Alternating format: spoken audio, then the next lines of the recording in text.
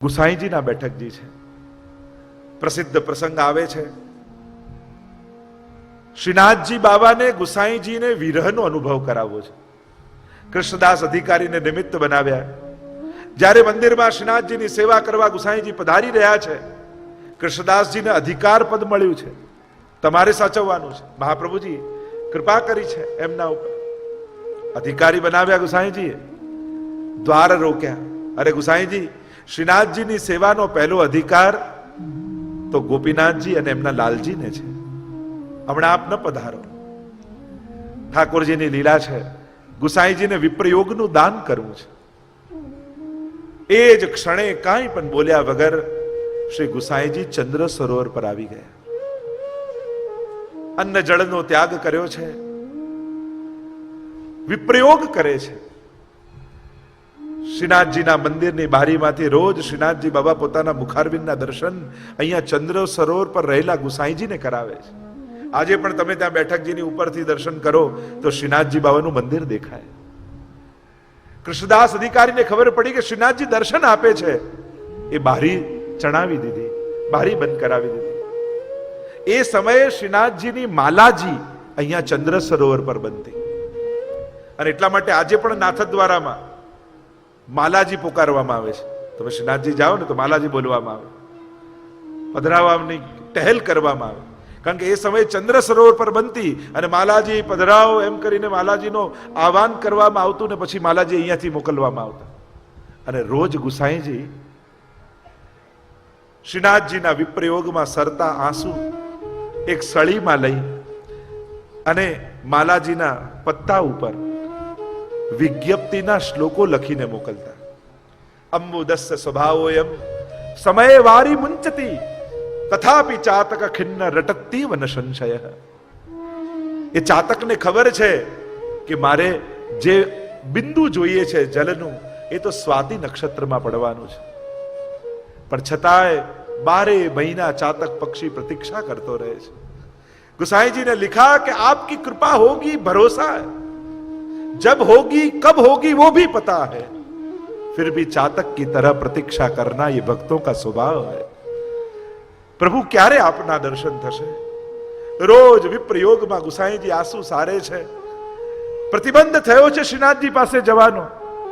અને રોજ જ્યારે માલાજી ધરવામાં આવે શ્રીનાથજીને, અને શ્રીનાથજી માલામાં ફસાયેલા એ પત્તાને કાઢે અને પત્તાને ખોલીને ગુસાઈજીનો શ્લોક વાંચે અને શ્રીનાથજીની આંખો ભરાઈ આવે. અને શ્રીનાથજી બાબા જ્યારે રાજભોગ પછી એમને બીડું આરોગાવવામાં આવ્યું હોય, એ પાનની પીક મુખમાં હોય, એનાથી સળી લઈ અને પાનના બીડા ઉપર એ જે શ્લોક ગુસાઈજીએ લખ્યો હોય એના ઉત્તરમાં બીજો શ્લોક લખીને મોકલે. અને પુષ્ટિ માર્ગની આજે પણ પરંપરા છે, રાજભોગ સરી જાય, આરતી થઈ જાય એટલે મુખિયાજી માલા બીડા લઈ અને વલ્લભકુલ પાસે આવી એમને માલાજી ધરાવે અને બીડું આપે. આ ગુસાઈજીથી પરંપરા ચાલે છે. એટલે રોજ મંદિરમાંથી મુખિયાજી માલા બીડા લઈને ચંદ્ર સરોવર પર ગુસાઈજી પાસે આવે, માલાજી પ્રસાદી આપે અને બીડું આપે. અને જ્યાં મુખિયાજી જાય એકાંતમાં જઈ ગુસાઈજી એ બીડું ખોલે અને બીડાના પાનમાં ગુસાઈ શ્રીનાથજી બાબાએ લખેલો ઉત્તરનો શ્લોક હોય, વાંચે ને અશ્રુપાત કરે ગુસાઈજી અને જલમાં બોળી એ બીડું ગુસાઈજી આરોગી જાય. આવી લીલા અહીંયા ચંદ્ર સરોવર પર થઈ છે. આ વિપ્રયોગના બેઠકજી છે. 6 માસ થયા અને જ્યારે ગિરધરજીને સમાચાર મળ્યા ગુસાઈજીને આ રીતે વિયોગ કરાવ્યો, રાજાને ફરિયાદ કરી, રાજાએ પકડીને કૃષ્ણદાસ અધિકારીને જેલમાં નાખ્યા.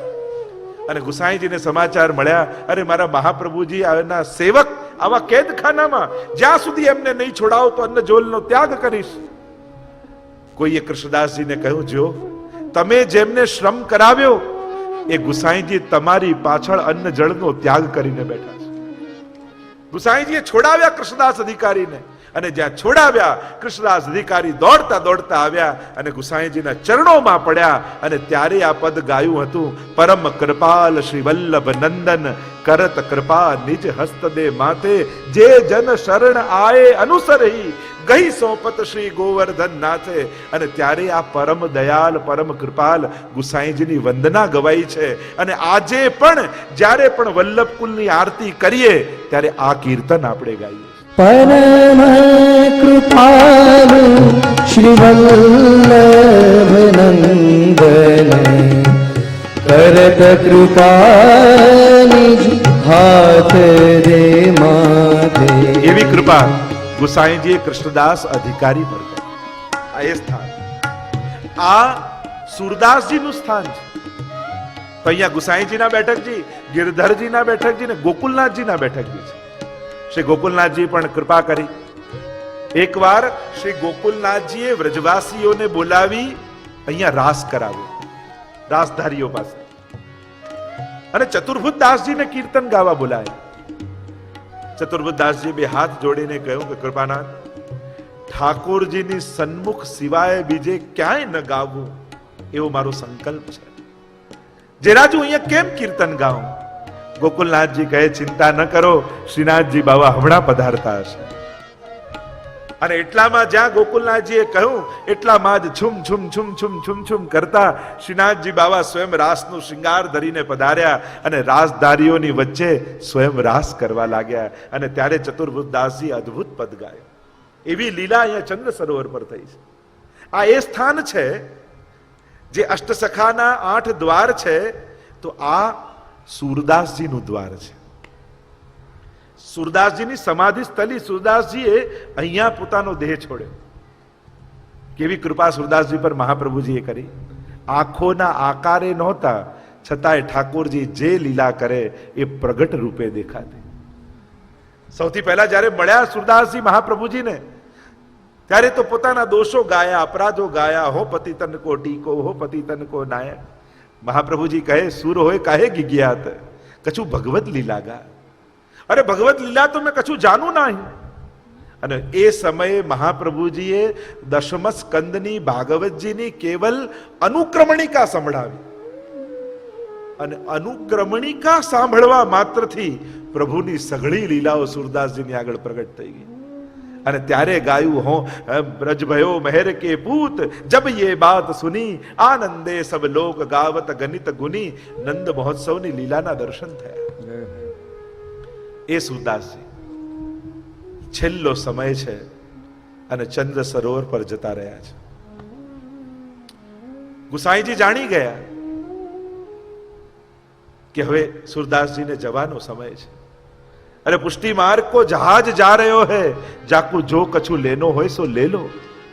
ગુસાઈજી તો એવું બોલ્યા કે પુષ્ટિ માર્ગનો જહાજ જઈ રહ્યો છે. જેમ જહાજમાં અનેક રત્નો ભર્યા હોય અને જ્યારે આવે તો એમાંથી જેને જે પામવું હોય પામી લો, જઈ રહ્યો છે. જેને જે લેવું હોય, ભાવોના રત્નો આની અંદર પડ્યા છે. અને અમે પણ રાજભોગ અનવસર થાય પછી સુરદાસજી પાસે આવીએ છીએ. સુરદાસજીનું ચિત્ત પ્રભુની લીલામાં છે. અનેકવિધ પ્રકારની યુગલ સ્વરૂપની એ રસમય લીલાનું અનુસંધાન થઈ રહ્યું છે. અને એટલામાં ગુસાઈજી પધાર્યા. 1.25 લાખ પદ રચવાનો સુરદાસજીનો મનોરથ હતો અને 25,000 પદો બાકી છે. જવાનો સમય ઠાકોરજીની આજ્ઞા થઈ ગઈ છે, પણ મનમાં મનોરથ અધૂરો રહી ગયાનો તાપ છે.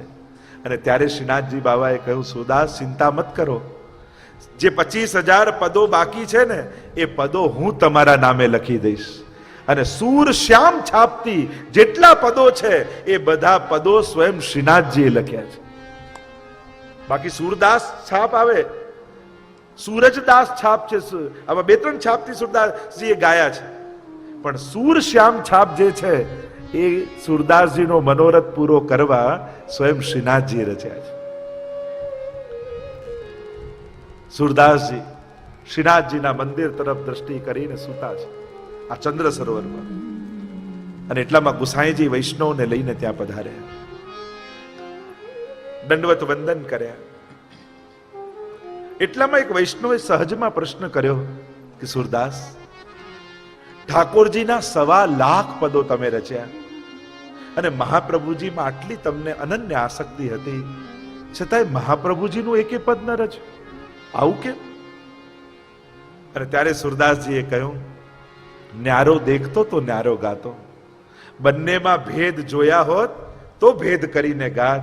મેં તો મહાપ્રભુજીના જ બધા પદો રચ્યા છે, ખાલી નામ ઠાકોરજીનું ધર્યું છે. મેં ક્યારે બંનેમાં ભેદ જોયો જ નથી, છતાંય આજે તમે મને કહ્યું છે તો આ એક પદ ગાઉં છું, અને જે આ એક પદ ગાશે એને મારા 1.25 લાખ પદોનું પુણ્ય પ્રાપ્ત થશે, ફલ પ્રાપ્ત થશે. અને ત્યારે સુરદાસજીએ ગાયું, દ્રઢ ઇન ચરણ કેરો ભરોસો, દ્રઢ ઇન ચરણ કેરો. શ્રી વલ્લભ નખચંદ્ર છટા વિન સબ જગમાં જ અંધેરો ભરોસો, દ્રઢ ચરણ કે સાધન और नहीं आकली में जासो होत निवेरो. सूर कहा कहे द्विविध आंधुरो, सूर कहा कहे द्विविध आंधरो, बिना मोल को चेरो भरोસો, દ્રઢ ચરણ કે. સૂર કહા કહે દ્વિવિધ આંખ, જેને બે ભેદ ક્યારે જોયા નથી એવો અંધ હતો. અને સુરદાસજી સાક્ષાત ભગવદ લીલામાં એમની પ્રાપ્તિ છે. આ એ દિવ્ય સ્થાન છે. એટલે જ્યારે પણ ચંદ્ર સરોવર જાઓ ત્યાં બેસીને આ પદ જરૂર ગાઓ. જ્યાં સુરદાસજીનું સમાધિ સ્થળ છે, જ્યારે પણ તમે ચંદ્ર સરોવર જાઓ, અચૂક મહાપ્રભુજીના બેઠકજીમાં ધોતી ઉપરના જારી ચશ્મશ બધુંય કરો, પણ સુરદાસજી પાસે આવી આ પદ ગાજો, એ ખૂબ પ્રસન્ન થશે. અહીંયા યાદવેન્દ્ર દાસ કુંભારે બનાવેલું કૂપ પણ છે. જ્યારે આજ્ઞા થઈ શ્રીનાથજીના જલની તકલીફ છે અને એમના માટે કૂવો ખોદવો છે, પોતે જાતે કૂવો ખોદ્યો, પણ કૂવો ખોદ્યો તો પાણી ખારું નીકળ્યું. મનમાં તાપ થયો, અરે શ્રીનાથજીને આવું ખારું જળ કેમ ધરાય. પોતે ગયા ગંગાજીમાં, ગંગા સ્નાન કરી હાથમાં અંજલિ ધરી અને મનોમન વિનંતી કરી કે હે ગંગાજી, ઠાકોરજીની સેવાનો અવસર છે, આપ એ કૂવામાં પ્રગટ થાઓ. અને ગંગાજી પ્રસન્ન થઈને આશીર્વાદ આપ્યા અને પાછા કૂવામાં આવીને જળ ચાખ્યું તો ગંગાજી જેવું મધુર જલ પ્રગટ થઈ ગયું. આ શ્રીનાથજી બાવાનો જલઘરો કહેવાય છે આ કૂપ. તો આ યદેન્દ્ર દાસ એવા પરમ ભક્ત હતા. આગળ આપણી યાત્રા આગળ વધી અને હવે એઠા પેઠા ગામ વચમાં આવ્યું. જતીપુરા જતા રસ્તામાં એમ કહેવાય છે કે બ્રહ્માજી જ્યારે મોહ થયો બ્રહ્માજીને, અને મોહનું નિવારણ અહીંયા આગળ મોહકુંડ છે, ત્યાં ઠાકોરજીએ કર્યું હતું. કે જ્યારે છાક લીલા કરતા ઠાકોરજીએ સખાઓની સાથે જોયા બ્રહ્માજીએ, અને થયું અરે આ ઈશ્વર હોય, આ ગુવાળિયાનું હેઠું ખાનારું, પરીક્ષા કરીશ. ગ્વાલ બાલોને લઈ ગયા, વાછરડાઓને લઈ ગયા. પ્રભુએ પોતાએ વાછરડા રૂપ અને ગ્વાલ રૂપ ધારણ કર્યા. એકોહમ બહુશ્યામ પ્રજાએ, એકમાંથી અનેક થયા. અને સર્વ વ્રજભક્તોનો મનોરથ એ હતો કે જે સુખ યશોદાજીને મળે છે એવું સુખ અમને ક્યારે મળે. જો મહાપ્રભુજીએ પણ આપણો એ જ મનોરથ પૂરો કર્યો ને. આ તમે બધા વૈષ્ણવો પણ નંદાલયમાં જઈને દર્શન કરનારા ગોપીઓ જ છો, અને દર્શન કરતા તમારા મનમાં પણ મનોરથ થયો કે આ યશોદાજીને જે આનંદ મળે એવું અમને ક્યારે મળે. ત્યારે ઠાકોરજીએ કહ્યું કે જ્યારે મહાપ્રભુજી પ્રગટ થશે, તમને બ્રહ્મ સંબંધ આપી અને તમારા ઘરે સેવા પધરાવશે ને, તો યશોદાજી જેવું સુખ તમને પ્રાપ્ત થશે. અને જુઓ આજે ઘરે ઘરે લાલન બિરાજે છે. નંદાલયની જેમ આજે ઘરે મંગળા થાય, શિંગાર થાય, રાજભોગ થાય ને તમારા ઘરે રોજ ઠાકોરજી પહોંચી જાય. તમારું ઘર નંદાલય મહાપ્રભુજીએ બનાવી દીધું.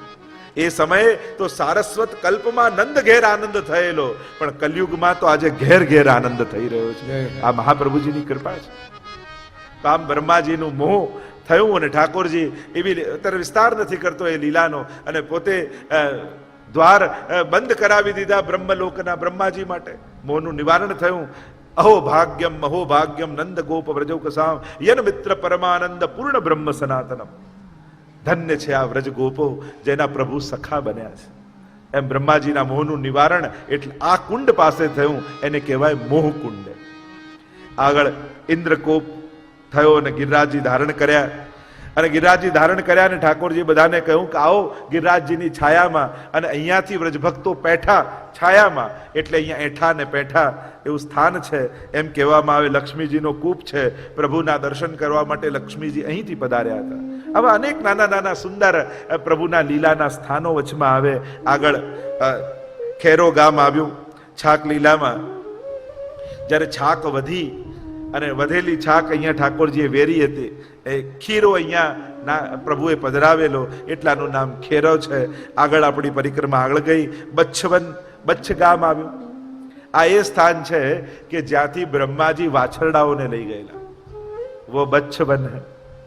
અને બ્રહ્માજી વાછરડાઓને લઈ ગયા, સખાઓને લઈ ગયા અને પ્રભુએ પોતાના જેવું સ્વરૂપ પ્રગટ કર્યું. પોતે સખા બન્યા, પોતે વાછરડા બન્યા અને વ્રજભક્તોને સુખ આપ્યું. બ્રહ્માજીને મોહનું નિવારણ કર્યું. કહેવાય છે કે 1 વર્ષે લીલા ચાલી અને આ પ્રકારની સુંદર કથા ભાગવતજીમાં વર્ણિત છે. આગળ સંકર્ષણ કુંડ આવ્યું.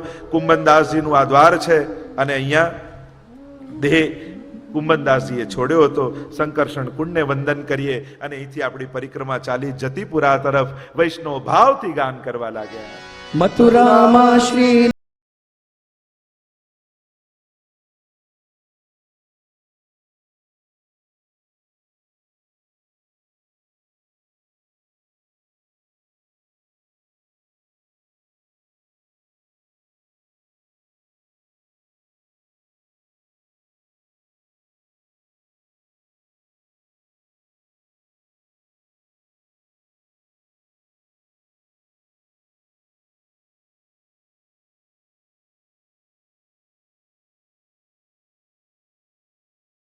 વૈષ્ણવનો હરખ માતો નથી ત્યારે મુખારવિંદ પાસે પહોંચી જઈએ, ગિરિરાજ બાવાને સ્નાન કરાવીએ અને જ્યાં ગિરિરાજજી દેખાવા લાગ્યા વૈષ્ણવ ઉતાવળે ચાલવા લાગ્યા અને પ્રેમથી ગાન કરવા લાગ્યા. મથુરામાં શ્રીનાથજી, ગોકુળમાં શ્રીનાથજી, યમુનાજીને કાંઠે રમતા રંગીલા શ્રીનાથજી, રંગીલા શ્રીનાથજી, અલબેલા શ્રીનાથજી, વલ્લભ કુળના વાલા બોલો રંગીલા શ્રીનાથજી. બોલીએ ગિરિરાજ મહારાજ કી જય.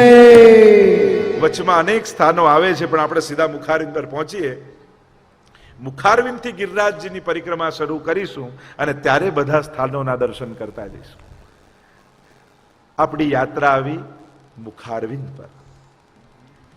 આ મુખારવિંદ એ સ્થાન છે કે જ્યાં ઠાકોરજીએ ગિરિરાજજીનું પૂજન કર્યું, અન્નકૂટ ભોગ આરોગાવ્યો. જેમ સુરભી કુંડ આવે એમ મુખારવિંદ આવે. 2 સ્થાન પર આ લીલાઓ છે.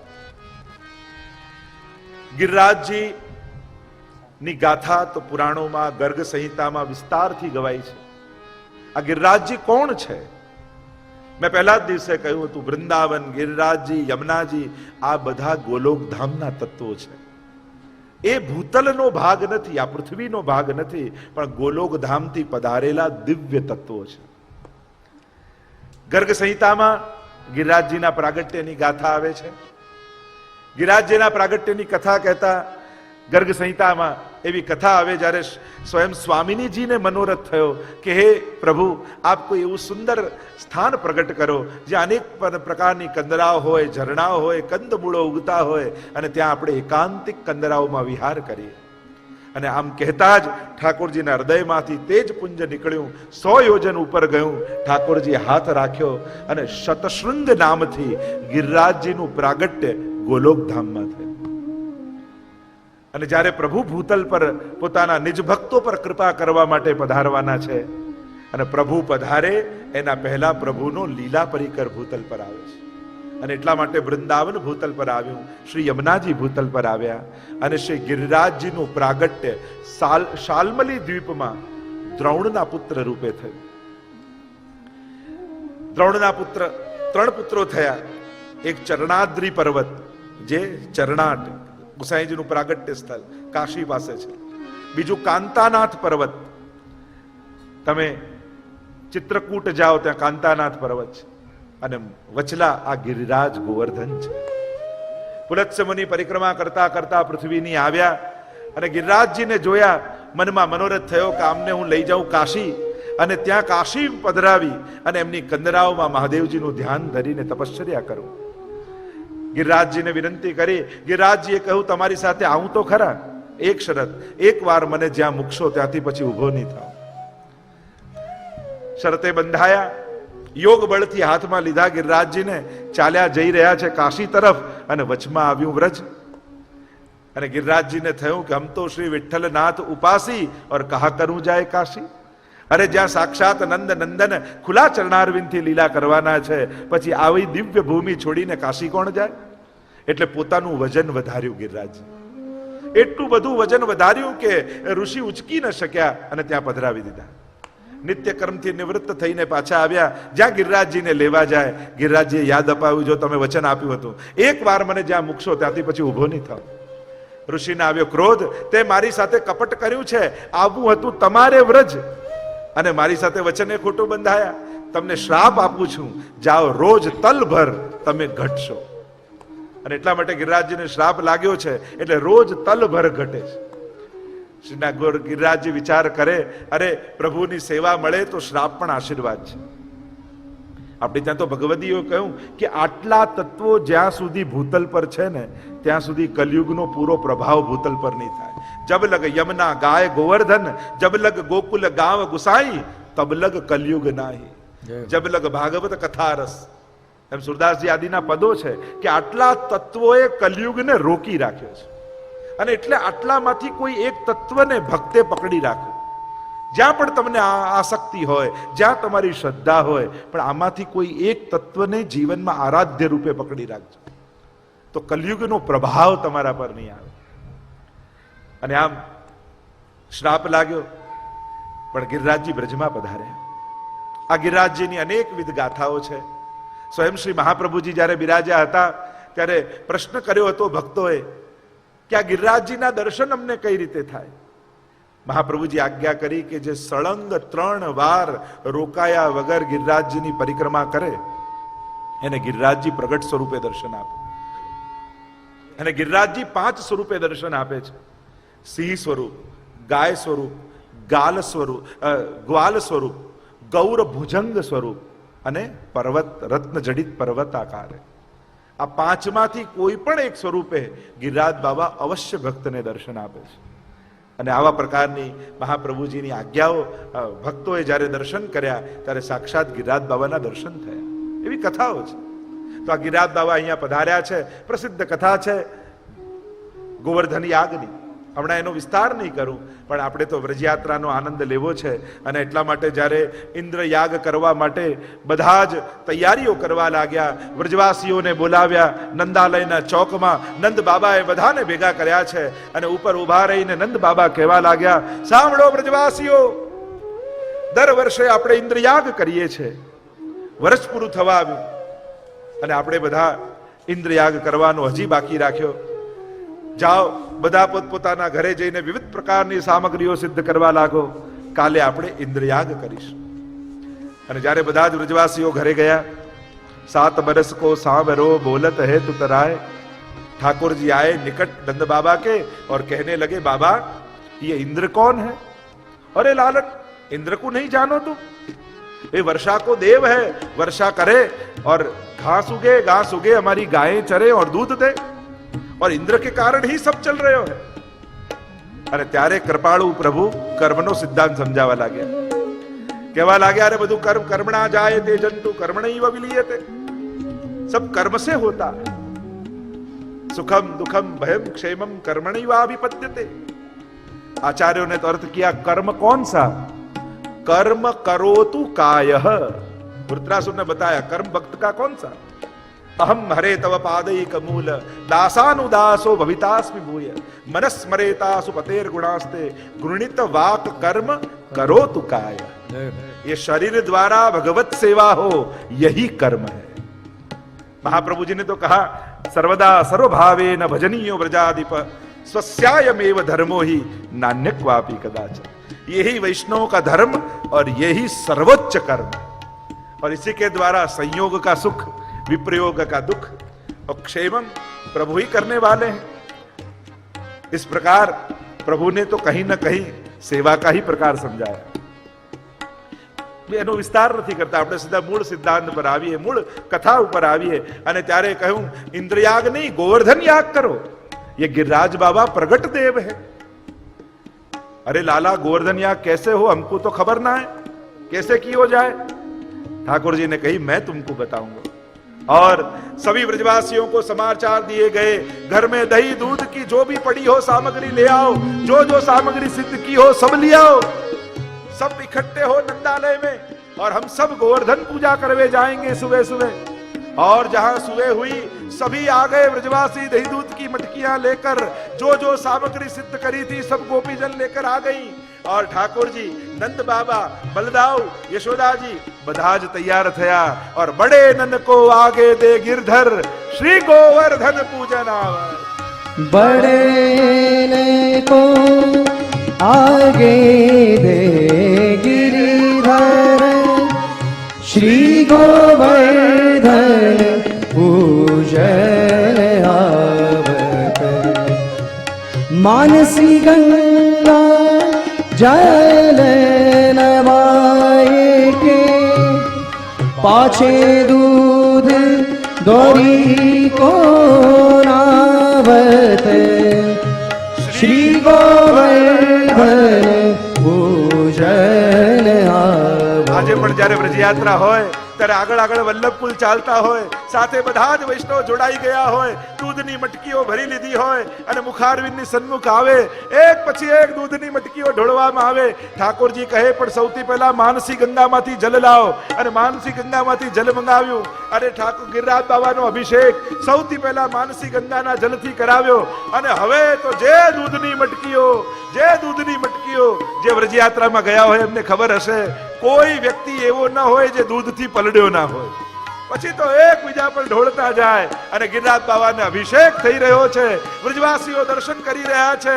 ચોવા બહારે પથારે હર ગજા ચર્ચિત, ધૂપ દીપ બહુ ભોગ ધરાવ।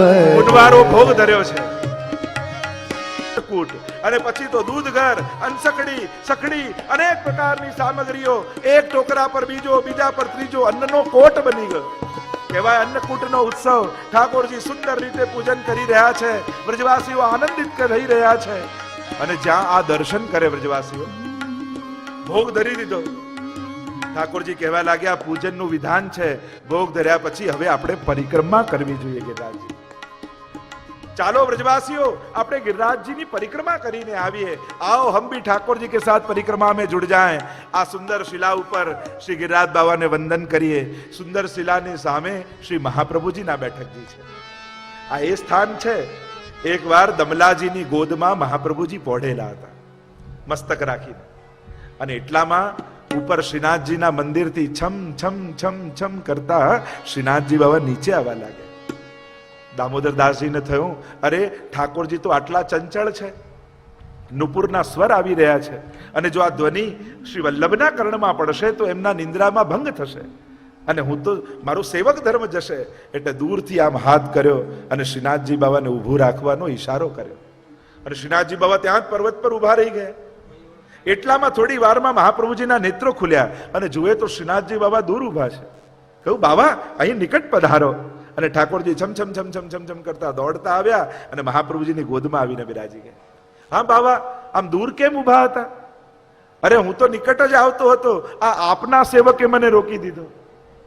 ક્यों દમલા, તूने ઠાકોરજી को क्यों रोके? પ્રભુ, હું આપની સેવામાં હતો, શ્રીનાથજીની સેવામાં નહોતો। અને સેવકનો ધર્મ એ છે કે જેની સેવામાં હોય એના સુખનો વિચાર કરવો જોઈએ। અને પ્રભુ શ્રીનાથજી પ્રભુ છે, અને એ પ્રભુને બતાવનારા હે વલ્લભ, આપ તો મહાપ્રભુ છો। જો આપે અમને શ્રીજીને ન મેળવ્યા હોત, ન બતાવ્યા હોત, તો અમે શ્રીનાથજીને ક્યાં ઓળખવાના હતા? અને એટલા માટે મારા માટે તો દાનથી મોટો છે દાતા, કે જેણે શ્રીનાથજી રૂપ દાન અમને આપ્યા છે.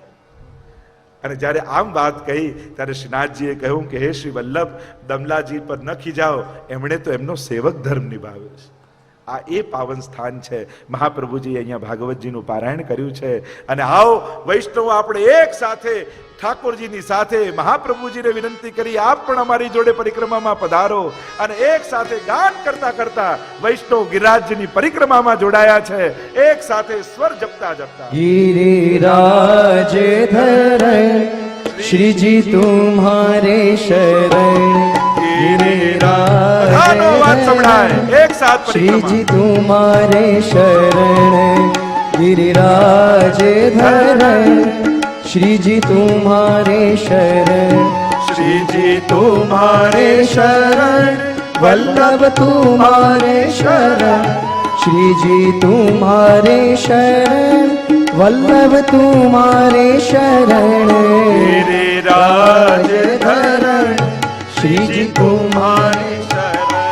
गिरिराज धरण श्रीजी तुम्हारे शरण. આપણી પરિક્રમા આવી દંડવતી શિલા ઉપર.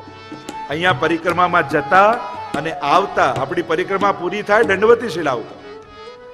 અહીંયા વંદન કરવાના હોય. પ્રાચીન સમયમાં એ પ્રકાર હતો કે જ્યારે શ્રીનાથજીનું મંદિર ગિરિરાજજીની ઉપર હતું અને શ્રીનાથજી ત્યાં બિરાજતા, ત્યારે આ દંડવતી શિલા પર દંડવત કરી અને પછી જ ગિરિરાજજી ઉપર ચડાતા. અહીંયા દંડવત કર્યા, 7 પરિક્રમા કરી અને આપણી પરિક્રમા આગળ ચાલી. વૈષ્ણવ ભાવથી ગાન કરવા. गिरिराज धरण श्रीजी तुम्हारे शरण गिरिराज धरण श्रीजी तुम्हारे शरण श्रीजी तुम्हारे शरण वल्लभ तुम्हारे शरण श्रीजी तुम्हारे शरण वल्लभ तुम्हारे शरण गिरिराज धरण श्रीजी तुम्हारे शरण.